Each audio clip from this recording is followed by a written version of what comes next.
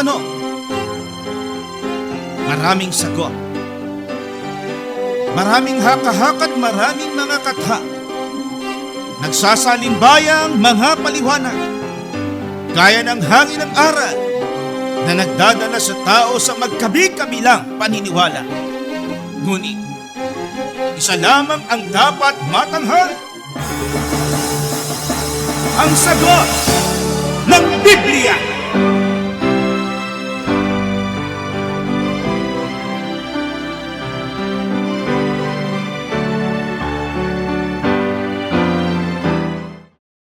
Gaya pa ng inyong narinig, mga giliw naming taga-subaybay, sa palatuntunang ito na ang kabanal-banalan, ang bahagi pong ito ng ating programa ay pinamagatan po nating ang sagot ng Biblia.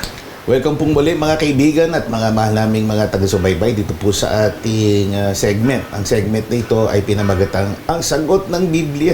Portion po rin po ito ng kabuang palatuntunan natin ang kabanal-banalan. Kaya aanyaya po namin ang inyong partisipasyon sapagkat dito po ay laang bahagi para po sa ating mga listeners, sa ating mga social media followers na kayo po ay matugunan ang inyong mga katanungan na ipinopost nyo o ipinapadala dito po sa ating mga social media pages at maging dito po sa ating messenger o yung pong text messaging system.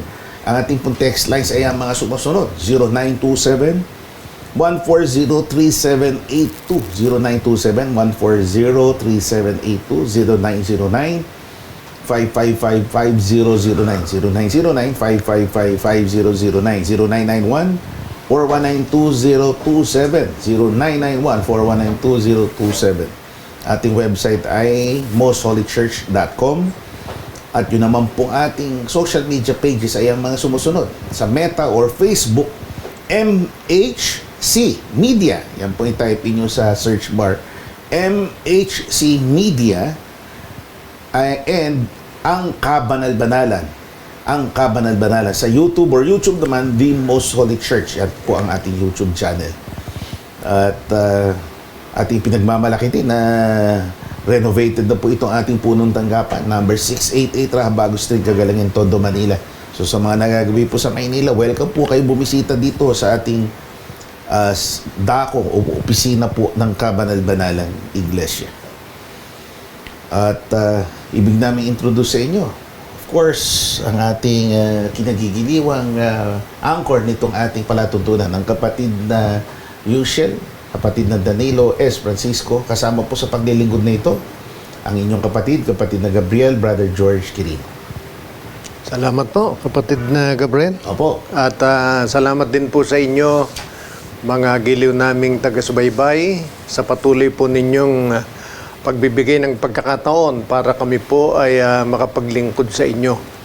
At siyempre po, nagpapasalamat tayo sa Diyos na gumagabay sa atin upang sa pamamagitan ng Biblia ay matugunan ang inyo pong mga katanungan.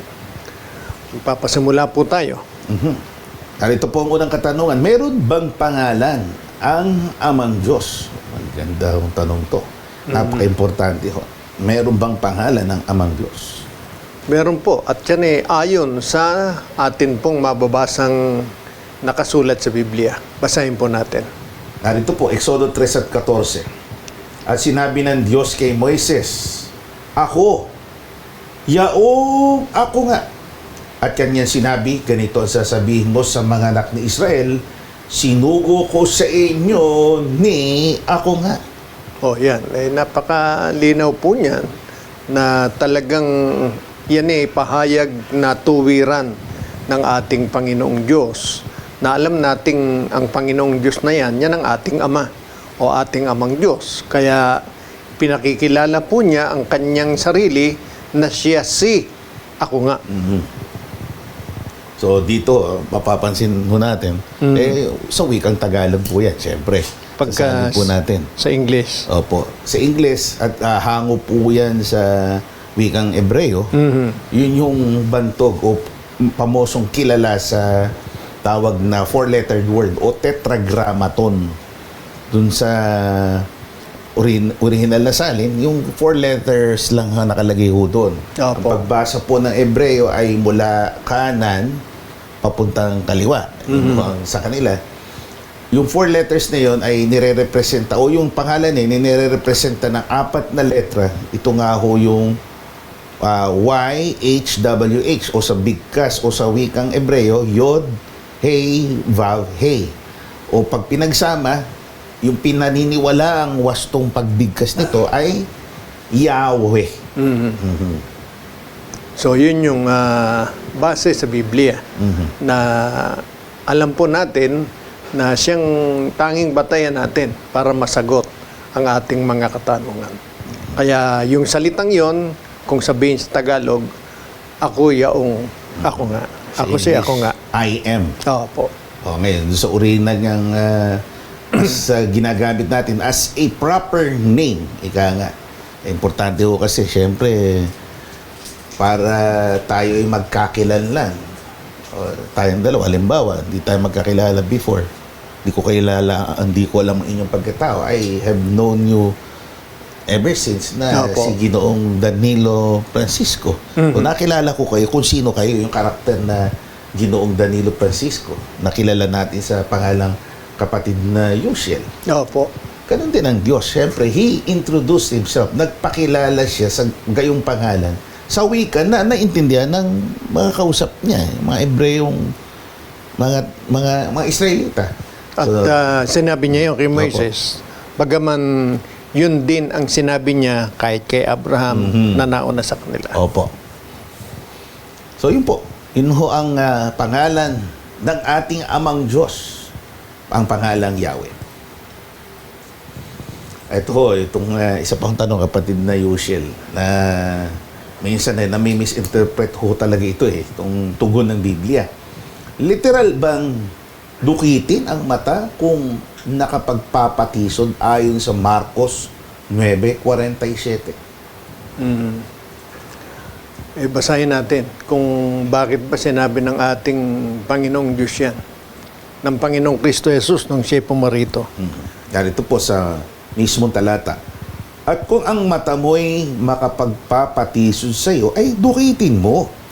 Mabuti pa sa iyo ang pumasok sa kaharian ng Diyos na may isang mata kaysa may dalawang mata kang mabulid sa impyerno. Yan. Kung atin pong uunawain ang salitang yan ng ating Panginoong Diyos, napakahalaga po talagang yan maintindihan natin. At masasabi po natin hindi yan literal.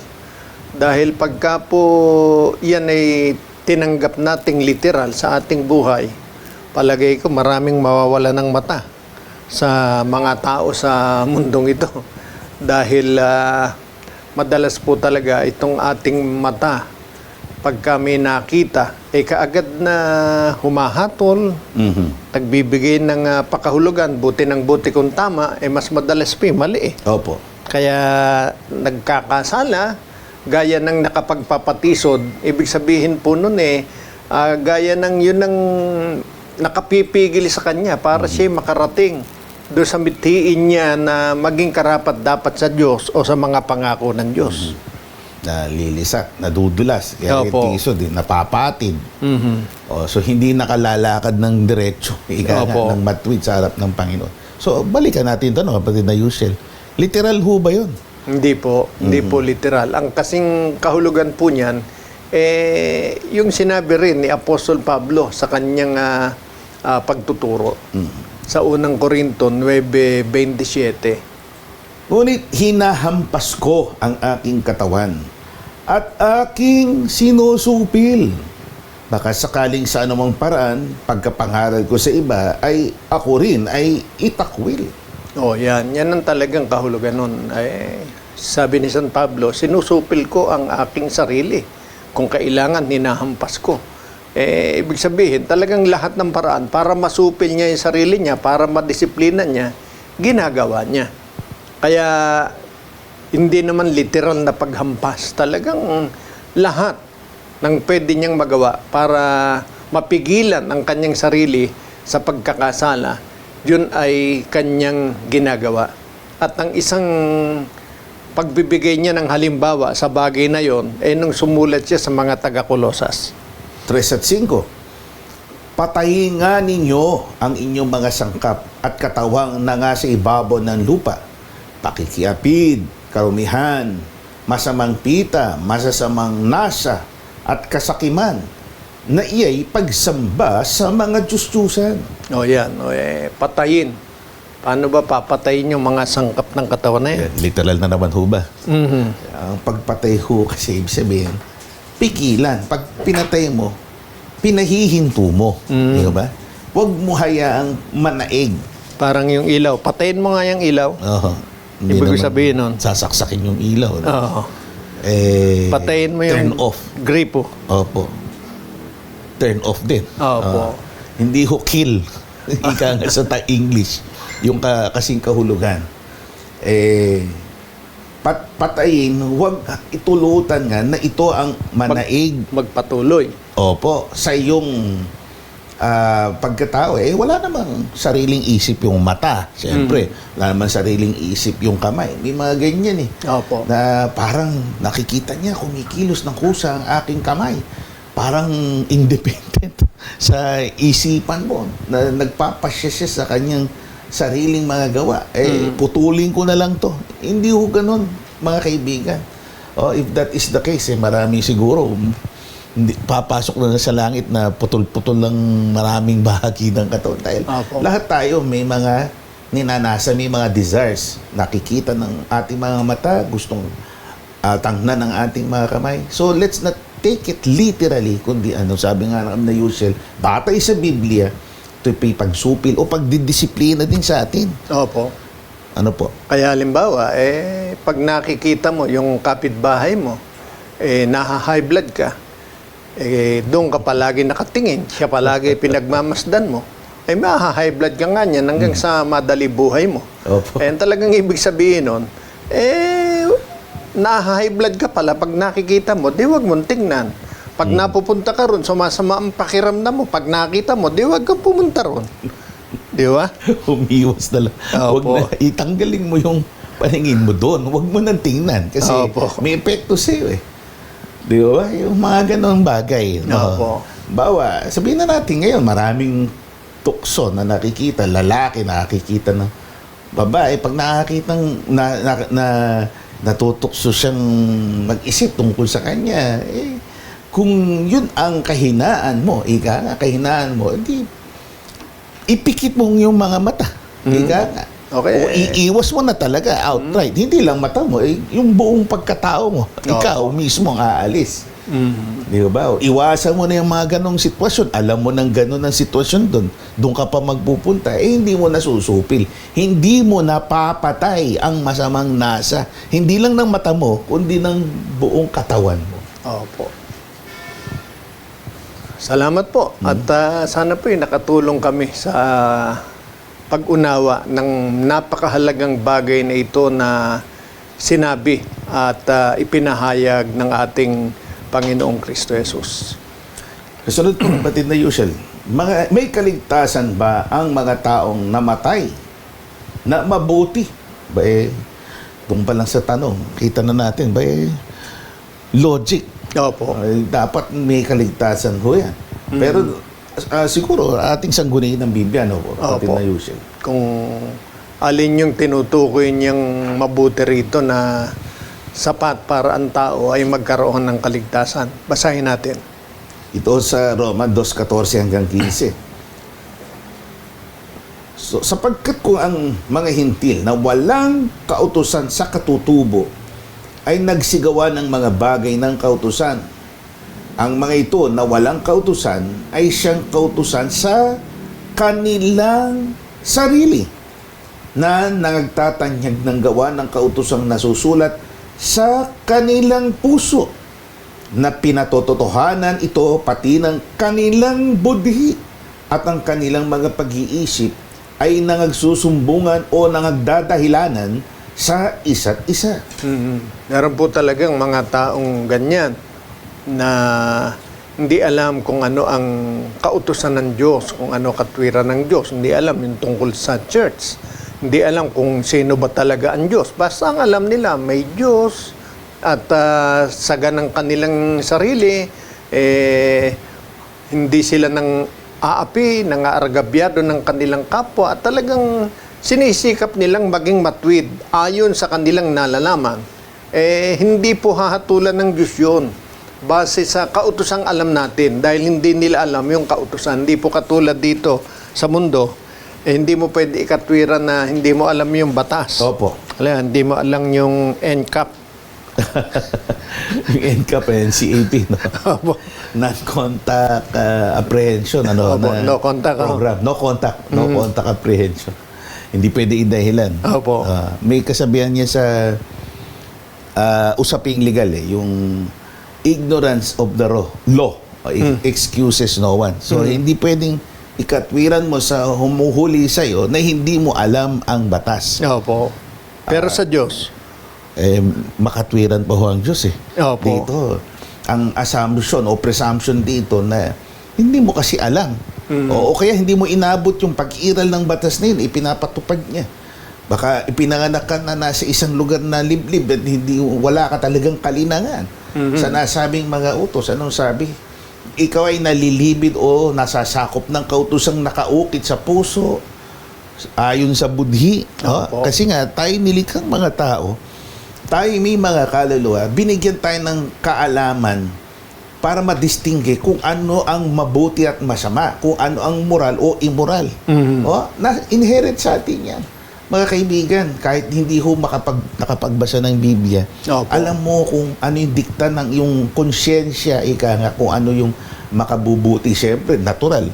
Pag sinaktan ko kayo, nampas ko kayo, mabuti ba yun? So kahit walang nakasulat sa Biblia, normal na sasabihin ko sa loob-loob ko, ay mali yata yung nagawa ko. Di ba? Merong kang batas na sumasakop kahit walang written law na nababasa ka. at meron pa talagang mga tao hanggang sa kasalukuyan na ganyan ang kalagayan. Yung mga hanggang ngayon sa kawayan pa nagluluto. Opo. Ang pinakapansin din ng apoy pinagkiskis Yung na bato. Meron pa talagang ganyan hanggang sa kasalukuyan. So, yun walang nadidinig na balita, kundi yung balita ng ibon. O kaya yun ng... Uni. Opo. Totoo po yun. Yeah. Opo. So, meron talagang gano'n. So, yan, walang alam tungkol sa Biblia, sa kautusan ng Diyos. Pero, merong nakatanim sa kanilang kalooban na may isang Diyos sa langit na lumalang sa kanila at base sa kanilang nalalaman sa udyok ng kanilang puso ay gumagawa po sila.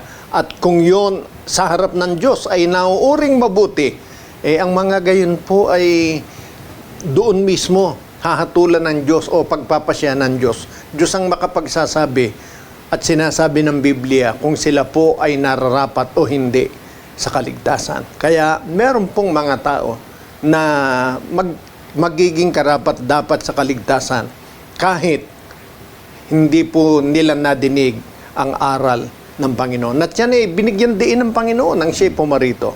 Basahin po natin. San Juan 15 at 22. Kung hindi sana ako naparito at nagsalita sa kanila, ay hindi sila magkakaroon ng kasalanan. Datapat ngayon, wala na silang madadahilan sa kanilang kasalanan. Yan. Pag hindi mo alam ang batas, hindi mo alam ang utos ng Diyos, yung totoo lang, yung sa puso mo. Alam naman ng Diyos yan eh. Hindi mo pwedeng sabihin sa Diyos, hindi ko po alam. Yung pala alam mo. Hindi mo pwedeng paglihiman ng Diyos. Pero pag nakita ng Diyos, hindi mo talaga alam. Hindi ka niya hahatulan o hindi ka nagkakaroon ng kasalanan sa kautosang sinasabi ng Panginoon. So, yan. Makatarungan ng Diyos. Unlike Opo. sa tao kasi hindi aplikable sa tao kasi yun yung Opo. ignoratia, leis, nemihem, exclusat. Yun yata Latin term sa ignorance of the law, excuses no. Sa Diyos ay hindi gayon. Kung hindi mo alam ang aplikabling batas o kautusan na para maligtas kayong likas na kautusan, natural law, na nakatanim sa iyong puso. Ano po? Kaya merong awit maswerte yung bulag no? Maswerte yung pipi. Di ba? Awit Meron. tungkol sa baliw. sa Metro Pop po yata yun. Opo. Ginoong Basil Valdez, alam na alam ko. Opo. Kung tama yung sabi ko, maganda yung awit na yun. Maigi pa ika. Ganon. No? Mas panal pa siya kaysa dun sa taong nakaalam, hindi naman sinusunod. Opo. Siya po yung makasalanan. So, salamat po at tulungan tayo ng Panginoon sa mga bagay na ito. Pakinggan po natin ang isang awitin. Ito po ay isang staffer po natin ng ang Kabanal-Banalan, and he also is the coordinator, leader po ng Ngana o Mana Choir dito po sa Timog Katagalugan. Siya po ay si Brother Angelo, Mike Angelo Eusebio, sa kanyang awiting, Pagsubok ay Kailangan. Kapayapaan po sa lahat ng taga-subaybay namin sa programang Ang Sagot ng Biblia. Brother Mike Angelo Eusebio po, isang Choir of Zion member sa Kabanal-Banalang Iglesia ng Diyos kay Kristo Jesus. Maglilingkod po sa inyo through original music sa loob ng aming church na tinatawag na likhawit.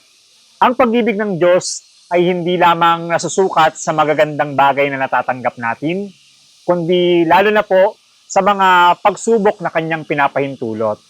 Sa gitna ng hirap, lungkot, at mga tanong sa buhay, nariyan ang Diyos. Hindi para tayo'y parusahan, kundi para hubugin, palakasin, at ipadama kung gaano niya tayo kamahal. Minsan, ang pinakamalalim na anyo ng pag-ibig ay hindi natin nauunawaan, ngunit sa pananampalataya, natutuklasan natin ito pala ang daan patungo sa mas malapit na ugnayan sa Kanya. Isang paalala rin po na sa bawat pagsubok, nariyan ang Diyos.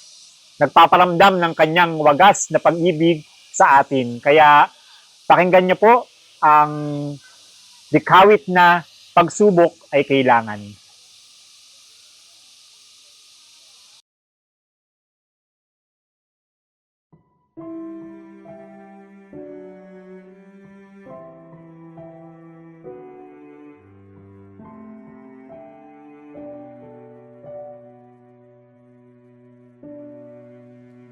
Ang lahat ng mga bagay, Amang Diyos ang nagpabantay.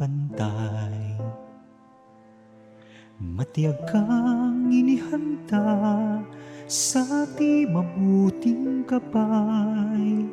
Buhay ay naging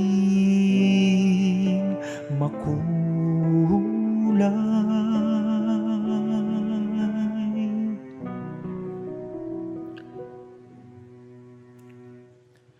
Ikaw ay pagwiwikaan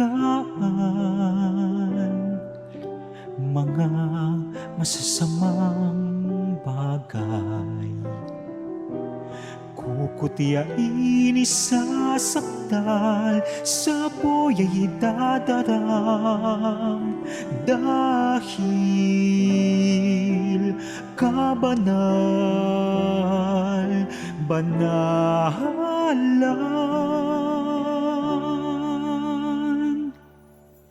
Paano pa ang magmahal? Agape ay kailangan. Ang Diyos sana'y masilayan. Sa bahay niya ay manahan. Nais ko ay maging sakdal, pagsubok ay kagapay, pagsubok ay kailangan.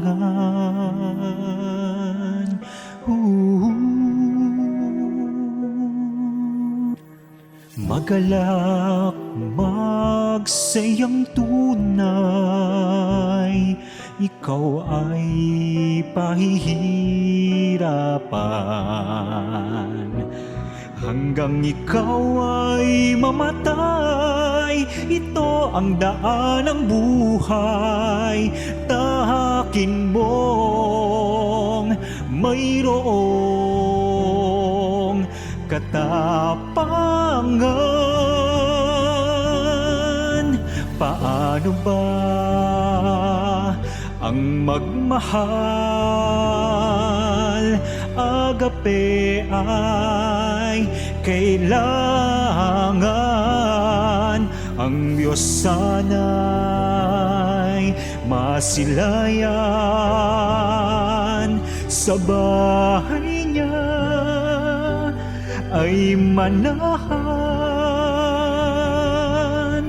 Nais ko ay maging sakdal, pagsubok ay kagapay, pagsubok ay kailangan.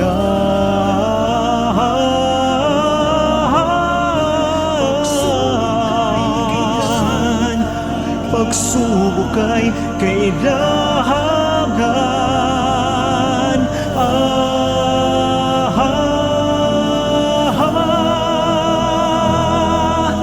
Paano ba ang magmahal? Agape ay kailangan. Ng Diyos sana'y masilayan. Sa bahay niya ay manahan. Nais ko ay maging sakdal, pagsubok ay kagapay, pagsubok ay kailangan.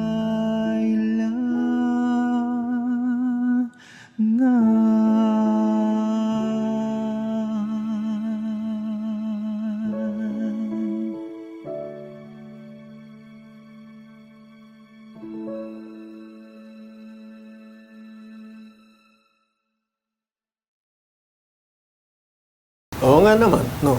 Mhm. Kailangan talaga. Kailangan. Pagsubok. Kasama yan sa buhay kahit nga wala sa pananampalataya. Pero lalo nang nakatutulong sa naglilingkod. Yung pagsubok, kaya tinatanggap, niyayakap ang pagsubok ng buhay. Kaya depende rin yan sa nakakaranas kung paano niya tinatanggap Opo. ang pagsubok. Pagpalay po kayo, kapatid na Angelo, at kayo na nakararanas ng iba't ibang pagsubok. Kasalanan ba sa Biblia? O biblikal ng tanong. Ang mag-asawa sa hindi kapananampalataya? Hindi po. At yan may mga batayan tayo na hindi naman ipinagkakasala ang pag-asawa ng hindi kapananampalataya. Unang Korinto 7:12. Datapwat sa iba ay ako ang nagsasabi, hindi ang Panginoon. Kung ang sino mang kapatid na lalaki ay may asawang hindi sumasampalataya at kung kalooban niyang makipamay sa kanya ay huwag niyang hiwalayan. 13. Ang babaeng may asawang hindi sumasampalataya at kalooban niyang makipamay sa kanya ay huwag niyang hiwalayan ang kanyang asawa. Oh, yan.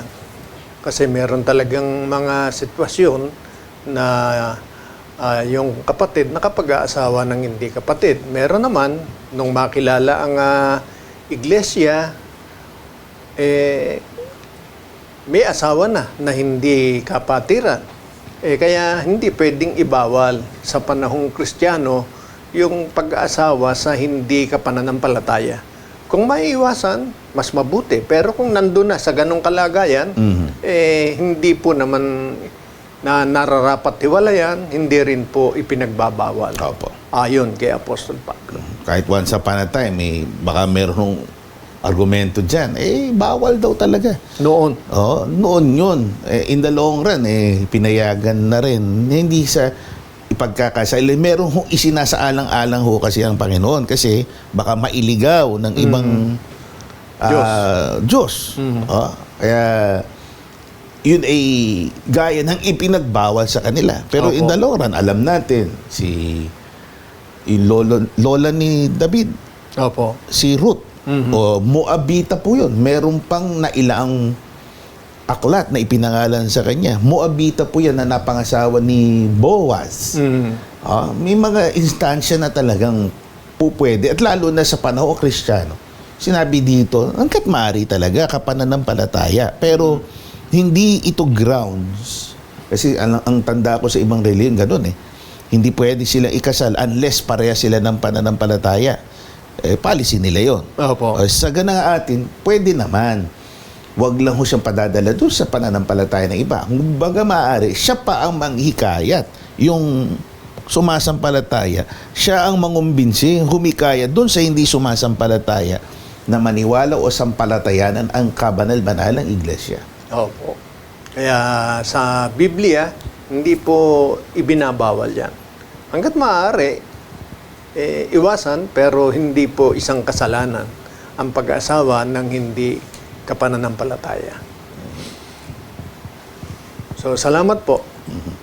Ano ang una na dapat na pinapahalagahan ng taong nabubuhay? Magandang tanong ito. Yan, maraming kondensyon, maraming mga points of view. Ika nga. Sangguniin natin ng Biblia tungkol dito, no, kapatid na Yusel. Ano Opo. una na dapat na pinapahalaga ng taong nabubuhay? Basahin natin. Ayon sa isang matalinong tao na nabuhay dito sa mundo. Basahin natin. Ecclesiastes 12 at 13. Narito, mga kaibigan. Itong wakas ng bagay, lahat ay narinig. Ikaw ay matakot sa Diyos at sundin mo ang kanyang mga utos sapagkat ito ang buong katungkulan ng tao. Yan. Gaya po ng ating nalalaman, ang nagpahayag niyan ay isang matalinong tao, kilala sa buong mundo ng kanyang panahon. Yan si Haring Solomon. Sabi niya, lahat ay nadinig. Kasi yan ang tinaguriang talagang nung panahon niya kahanga-hanga. Di ba?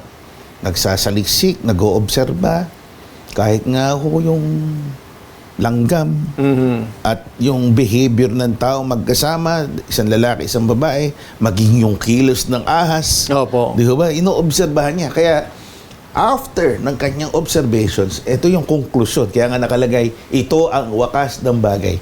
Para sinasabi niya, I therefore conclude. Kahit ano pa ang iyong nalalaman, ano pa ang iyong narating sa mundong ito, isa lang ang lundo ng dapat ay pangunahin sa binabantayan ng tao sa kanyang buhay na pinahahalagahan niyang unang-una. Yan po ang maingatan sa puso, ang takot sa Diyos na lumalang sa Kanya, at kung ito'y nasa Kanyang kalooban, sundin niya ang mga utos ng Diyos dahil dapat niyang kilalaning ito ang buong katungkulan ng tao. Kaya pag tinatanggap ng tao sa kanyang buhay na ang pagsunod sa Diyos o paglilingkod sa Diyos ay buong katungkulan, hindi pwedeng hindi ito priority. Tama ko kayo. Eksaktong term. Yun ang priority. Yung tanong, anong pahalagahan natin? When we say pagpapahalaga, pinaprioritize. Opo. Uunahin natin yung tungkol sa paglilingkod, pagkatakot o yung divine fear. Opo. In God, reverential fear sa Diyos. Yun ang unang-unang dapat na pangunahin sa ating mga tao. At yan po hindi sa matalino lang, sa mayaman lang, Opo. sa mahirap lang. Sa lahat ng tao yan na nilalang ng Diyos. Kung tayo naniniwalang tayo'y tao, dapat tanggapin natin sa ating sarili, sa ating buhay, na tungkulin nating pangunahin ang maglingkod sa Diyos. At alam po ba ninyo, yan din ang binigyang diin ng Panginoong Kristo Jesus nang siya'y pumarito sa sanlibutan? Opo. O basahin po natin. Mateo 6:33. Narito po mga kaibigan, datapwat hanapin muna ninyo ang kanyang kaharian at ang kanyang katwiran. At ang lahat ng mga bagay na ito ay pawang idaragdag sa inyo. Pagka binasa natin yan sa ibang version, halimbawa sa Magandang Balita, Biblia o Tagalog Popular Version, ang sinasabi po dyan, ayan. Ngunit higit sa lahat ay bigyang halaga ninyo ang kaharian, kaharian ng Diyos at ang pamumuhay ng ayon sa kanyang kalooban at ibibigay niya sa inyo ang lahat ng mga bagay na ito. Yan. Yan ang sinasabi, bigyang halaga ang kaharian ng Diyos o ang pamumuhay na ayon sa kanyang kalooban. Paano ba tayo makapamumuhay ng ayon sa kalooban ng Diyos? Siyempre po, susundin natin yung gusto ng Diyos. Ang gusto ng Diyos, yun yung mga iniuutos niya na dapat natin gawin. Kaya yan ang higit sa lahat. Ibig sabihin ang higit sa lahat, pangunahin sa ating buhay kasi po maraming pinagkakaabalahan ng tao. Kahit nang pumarito ang Panginoon, nakita niya yan. Ang laging nasa isip ng tao pagkagising pa lamang sa umaga, ano ang kanyang kakanin, ano ang kanyang iinumin, ano ang kanyang daramtin, mga bagay na ukol sa laman, hindi po inuuna ang para sa ikalulugod ng Panginoon. Kaya noon pa, hanggang sa siya pumarito at nananatili hanggang sa kasalukuyan, kahit po kami, yan ang aming nais na bigyan diin sa puso nating lahat. Unahin natin ang para sa Diyos dahil yan ay napakahalaga. Dahil yan ang unang-unang dahilan kaya tayo patuloy na binubuhay ng Panginoon. Kung sumasampalataya tayo na talagang ang Diyos pa rin hanggang ngayon ang nagbibigay sa atin ng buhay, tanggapin nating pangunahin sa dapat nating pinahahalagahan ang makapaglingkod sa Kanya sa anumang sitwasyon. At alam po ninyo, pagka hindi naging gayon ang ating pananaw, napakaaba ng ating kalagayan ayon po kay Apostol Pablo. Unang Korinto 15 at 19, narito po mga kaibigan. Kung ang pag-asa natin kay Kristo ay para sa buhay na ito lamang, tayo na ang pinakakawawa sa lahat ng tao. O, di ba, kapatid na Gabriel? Pagka hindi natin naiayos nga ang ating pananaw, yan ang wika ni Apostol Pablo, hindi po yan sa amin, no, personal na opinion lamang. Pagka hindi yan ang naging pangunahin para sa atin, kahit na anong yaman pa ang naipon natin, kahit na anong talino pa ang naabot natin pag-unlad sa ating buhay, kaysa ibang mga tao, ngunit wala tayong priority tungkol sa paglilingkod sa Diyos kay Kristo. Opo. Ang sabi ng Apostol Pablo, kawawa, kahabag-habag ang gayon tao. Pinaka-kaawa-awa. Opo. Pinaka-kawawa.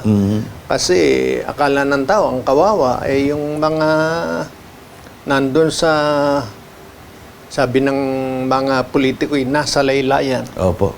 Pero pag lumalabas dun sa butas ng imburnal, nabibigyan. May mga insidente dito sa Makati. May lumabas lang na babae, nakatira sa ilalim. No? Oo. Biglang may 80,000. Oo, di ba?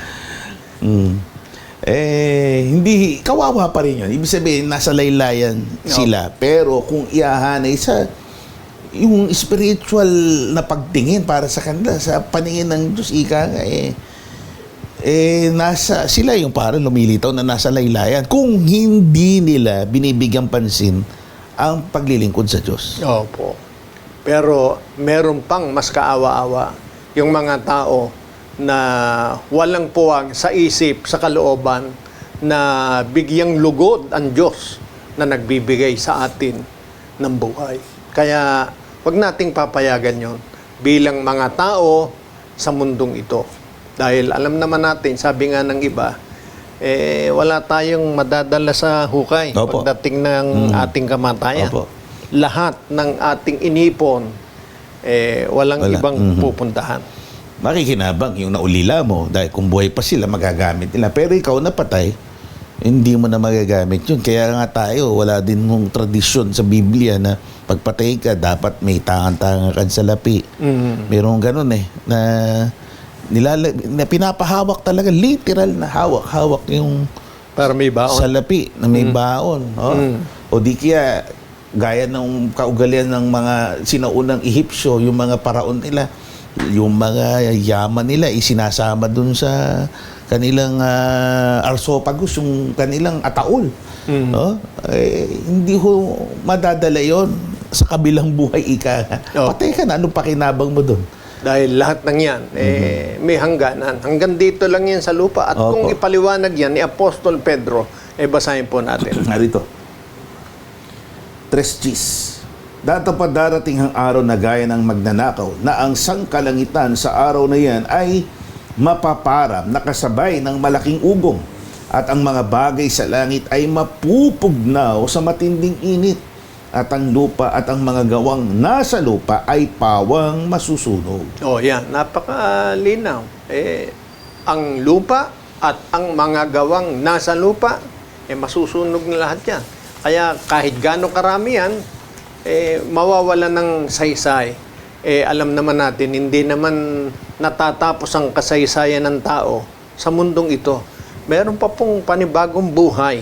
At yan magsisimula muli sa pagparito ng ating Panginoong Kristo Jesus. Kaya kailangan po matiyak natin na kung tayo po'y makabilang doon sa mabubuhay na maguli pagdating ng Panginoon, makaharap tayo na talagang hindi kaawa-awa kundi marangal sapagkat siya po ang Diyos na ating pinaglingkuran. At hindi natin ipinagpahuli sa ating pinapahalagahan ang paglilingkod sa Kanya habang tayo po ay nabubuhay. So sana maging malinaw sa atin at maging pagpapala ang turo na yan ng Biblia. Opo. Balikan natin si Brother Angelo sa kanyang pangalawang awitin for today. Pamagat ng kanyang awitin, ako'y kasama mo. Kapayapaan pong muli sa aming mga taga-subaybay. Nais ko pong ibahagi na ang kasunod ko pong ihahandog na likhawit ay magpapaalala po ng pagmamahal at pangako ng Diyos na sa bawat suliranin at sa paglalakbay natin sa buhay, hindi po tayo kailanman nag-iisa. Sa bawat luha, sa bawat panalangin, may mga kapwa tayo na handang dumamay at higit sa lahat, kasama natin ang Diyos.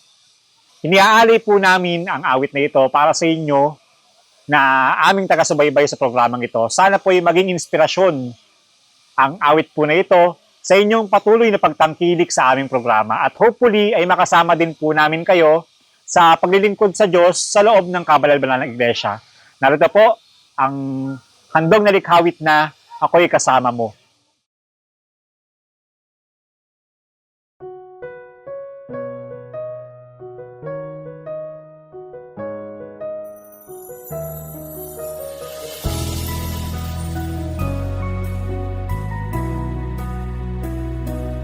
Ako'y kasama mo sa bawat kalungkutan mo. Ako'y kasama mo sa mga nararanasan mo. Narito ang aking bisig, handang tulong sa'yo.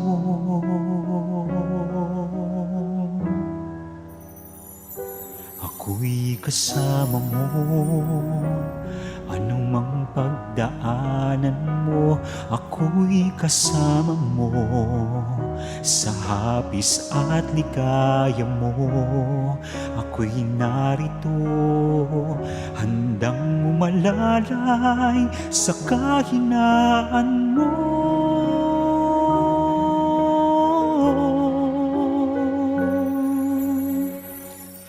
Kapatid ko naway maalala mo, kasama mo ako, narito ako.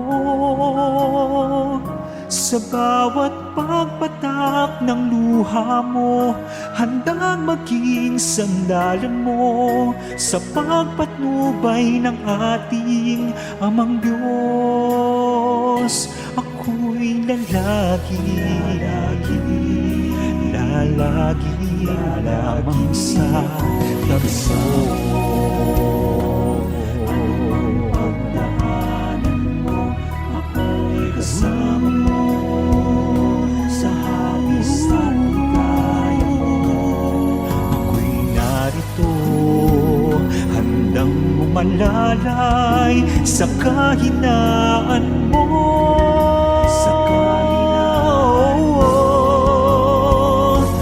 Kapatid ko ko naway maalala mo, kasama mo ako, narito ako.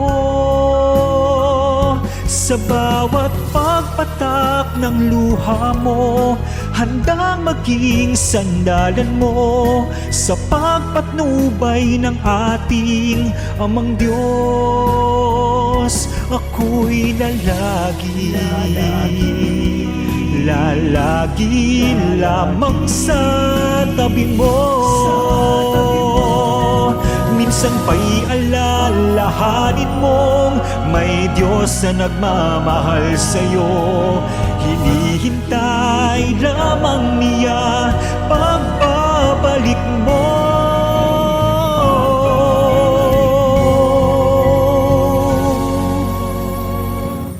Kapatid ko naway maalala mo, kasama mo ako, narito ako.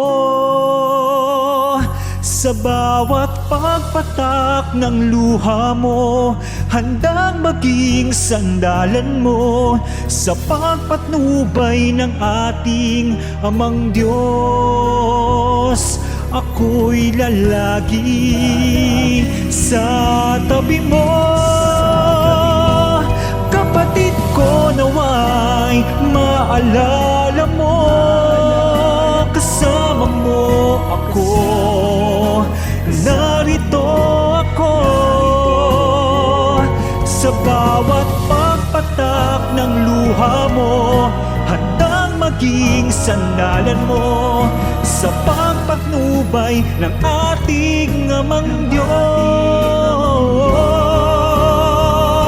Ako'y lalagi lamang sa tabi mo. Lalagi lamang sa tabi mo.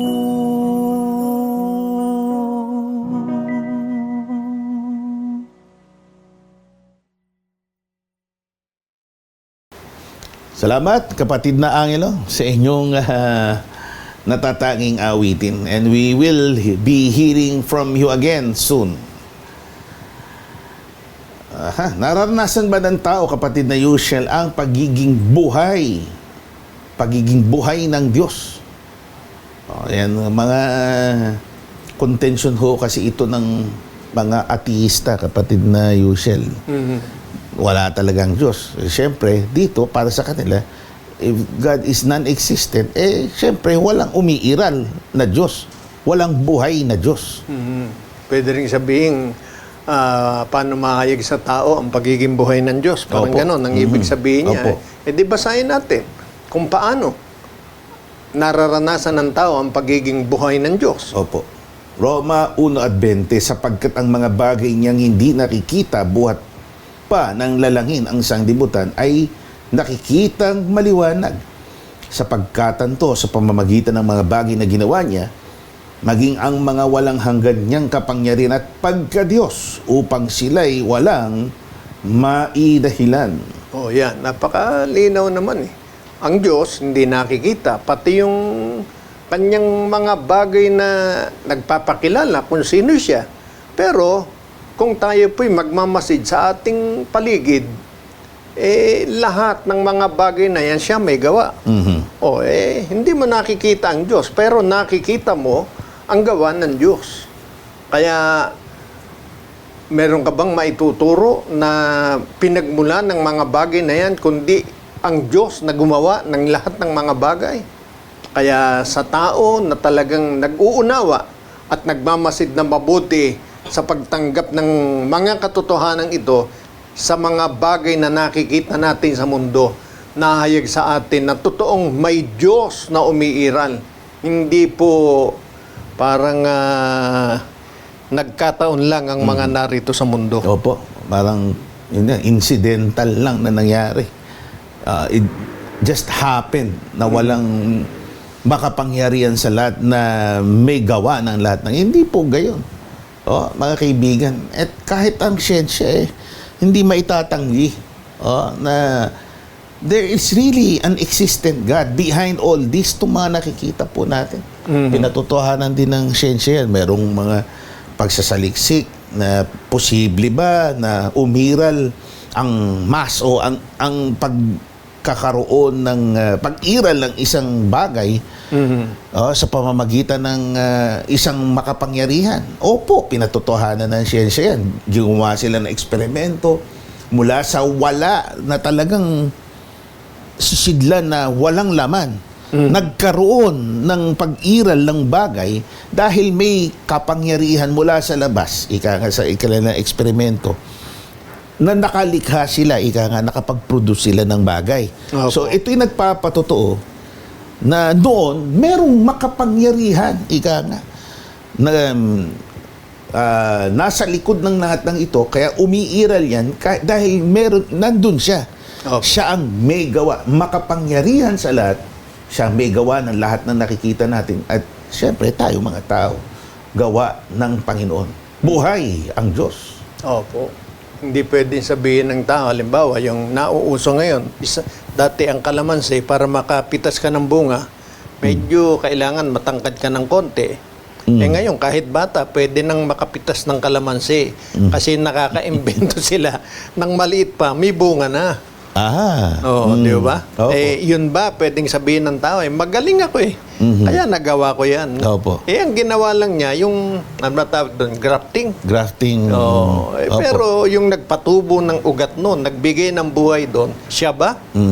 Hindi, siyempre. Opo. Opo. Dahil sinabi ni Pablo yun, ang nagtanim, ikaw. Opo. Nagpasibol niya na ang Diyos. Yeah. Ang nagpabungan niyan ay ang Diyos. Hindi naman yung parang minental mo, inisip mo, umusbong ka. Opo. Hindi ho ganun. Walang kapangyarihan gayon ng tao. Yeah. Ang Diyos, merong umiiral na Diyos na may gawa ng lahat ng bagay.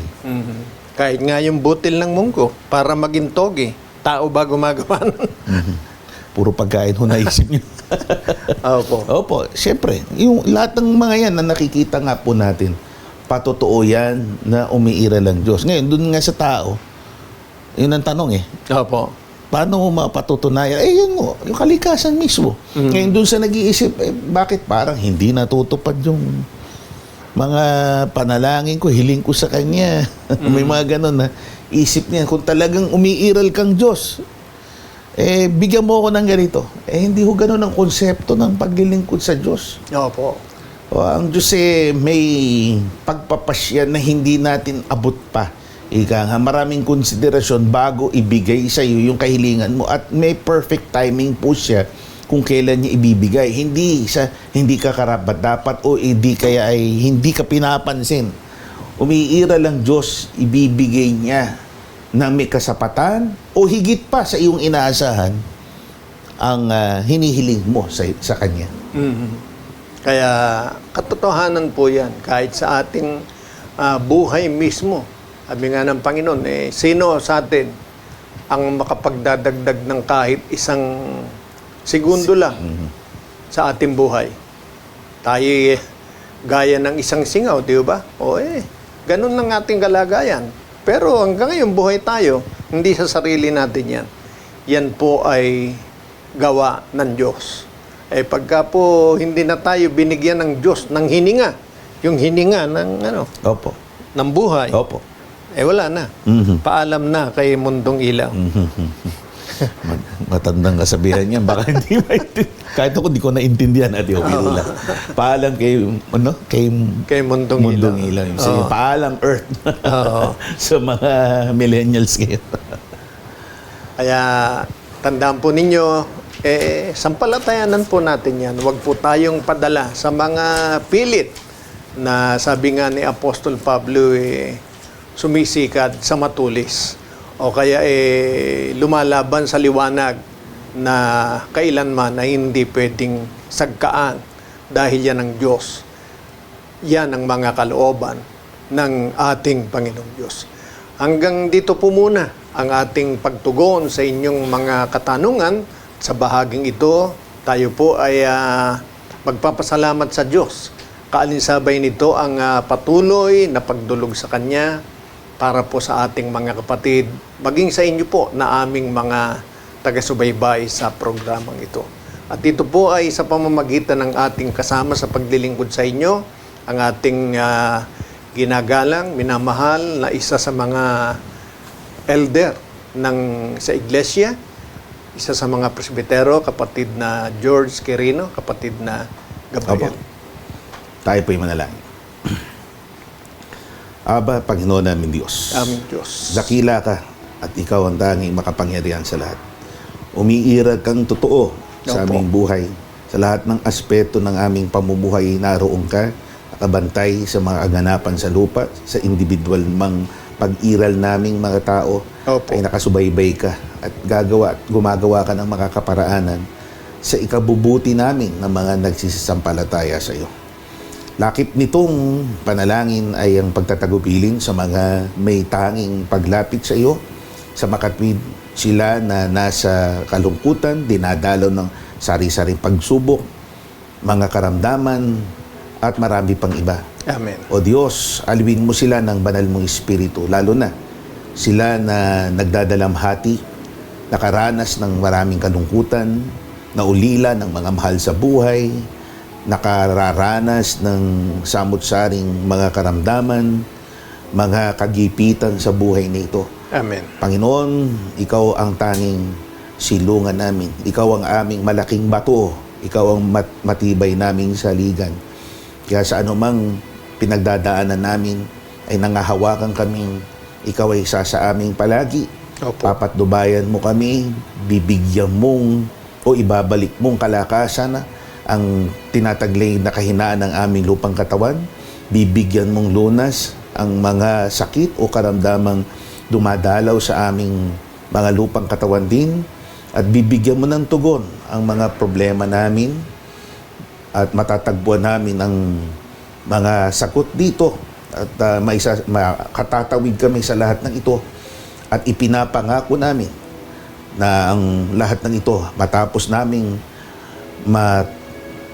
malagpasan ay itong labi ay muling magbibigay pugay sa iyo, maglalakid kami ng tinig at isang kaluluwa kaming magsasabing purihin ang iyong pangalan, pasalamatan ka sa buong panahon ng aming mga buhay. Amen. Alalahanin mo ang kinakasangkapan sa pangangaral ng Ebanghelyo Opo. mula sa yaong mga nasa kapayakan ng ministeryo Opo. hanggang doon sa binigyan mo ng mataas na pananagutan sa iyong kabanal-banalang iglesia.